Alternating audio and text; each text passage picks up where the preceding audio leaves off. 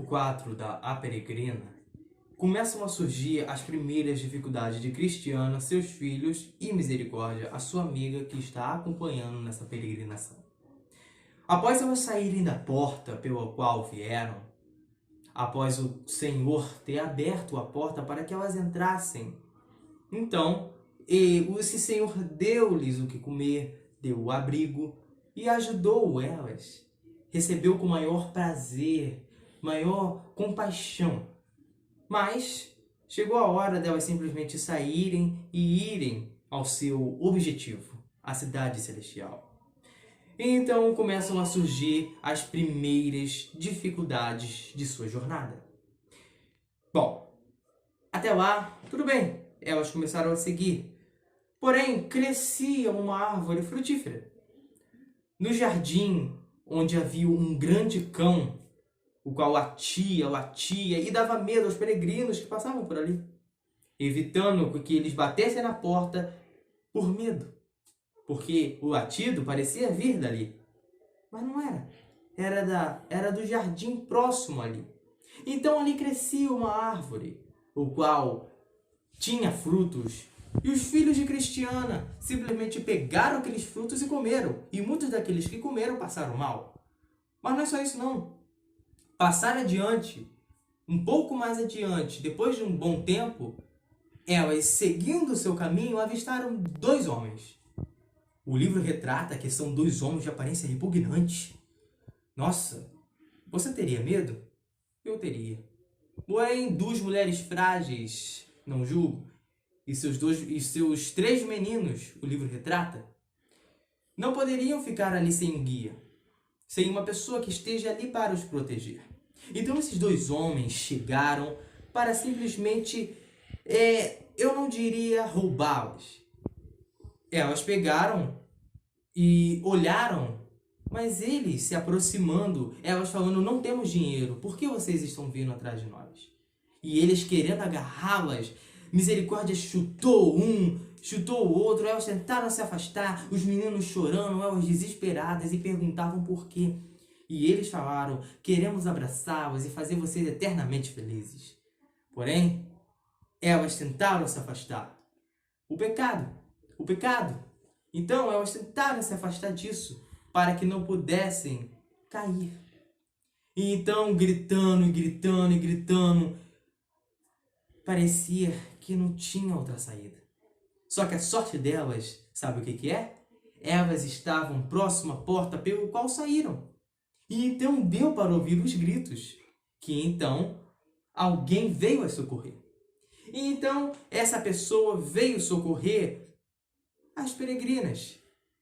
Então aqueles dois homens tentaram fugir. E o homem que veio em favor das peregrinas tentou pegar aqueles dois homens. Porém eles fugiram. E então, elas sendo livres daquela situação, ele falou, por que vocês não pediram ao Senhor um guia? Então, após esse acontecimento, o auxiliador, aquele que espantou aqueles dois valentões, no caso assassinos, ele simplesmente falou, vamos voltar para aquela porta e vamos confessar essa insensatez de vocês ao Senhor. E aí então vamos pedir que lhe conceda um guia, para que vocês não passem por esse descuido novamente, ou seja, foi um descuido. Bom, Misericórdia chegou e falou, poxa, eu achei que não teríamos mais dificuldades, essa angústia, eu achei que era só aquela vez. Cristiana chegou e disse, sua inocência é perdoável, irmã. Porém, não é desse jeito. Enfim, a culpa realmente é minha, disse Cristiana, porque ela havia sido avisada desse acontecimento. Ela havia sonhado, retrata o livro. Só que ela não tinha se preparado para tal situação. Voltaram até a porta, confessar a insensatez e pedir que o Senhor lhe concedesse um guia para que não passassem por essas situações. Claro, são situações assim que muitas das vezes precisamos nos preparar. Mas foi um descuido. Então, eles simplesmente conseguiram escapar daqueles dois homens que fugiram e voltaram para o jardim onde havia o enorme cão que assustava os peregrinos que passavam por ali e evitasse que eles batessem na porta e conseguissem o abrigo. Quando o intérprete viu que quem estava à porta era Cristiana e Misericórdia, chamou-as para dentro para que não só conhecesse o intérprete, mas que conhecesse todos os seus familiares. Então, depois de um grande banquete, depois de muitas alegrias, o intérprete convida a Cristiana e Misericórdia para conhecer a casa, ou devo dizer, a hospedagem onde iriam ficar. E aí, se você ler o livro, você vai entender que começa um monte de enigmas, onde o intérprete começa a mostrar a Cristiana e Misericórdia um monte de revelações, vamos dizer. E ali, no meio daqueles enigmas todos, Misericórdia começa meio que a se questionar. Eu estou contando num bem resumido para vocês. Então, quando o intérprete vai questioná-la Cristiana e Misericórdia, Cristiana é rápida no gatilho. Ela responde, ela teve um raciocínio rápido, então soube discernir bem, junto com o intérprete. Já Misericórdia não. Misericórdia teve seus questionamentos e teve muitas dúvidas que causou pranto, que causou um pouco de amargura no coração.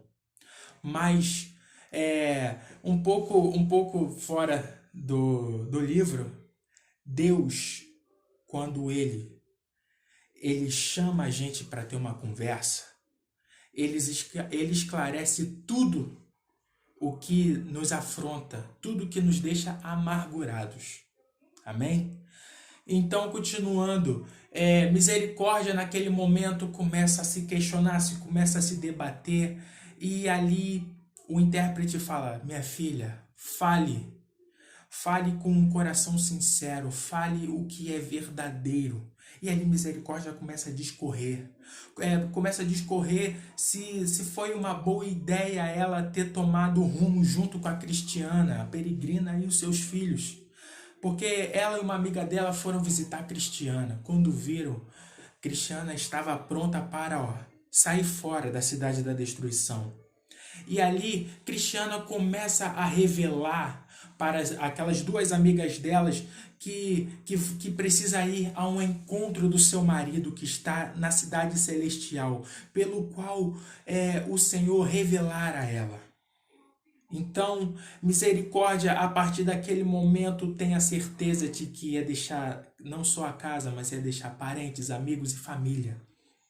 Mas ela foi com muitas questões, com muitas dúvidas. Então o intérprete teve a calma e teve a disposição de responder.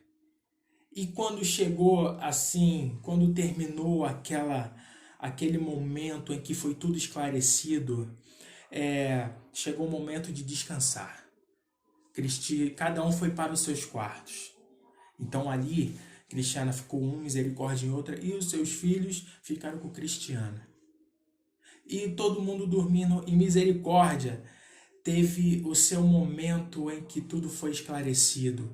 Isso quer dizer que tudo aquilo que ela sentia, aquilo que o seu coração perturbava, não estava perturbando mais, porque tudo se havia dissipado, tudo se havia esclarecido.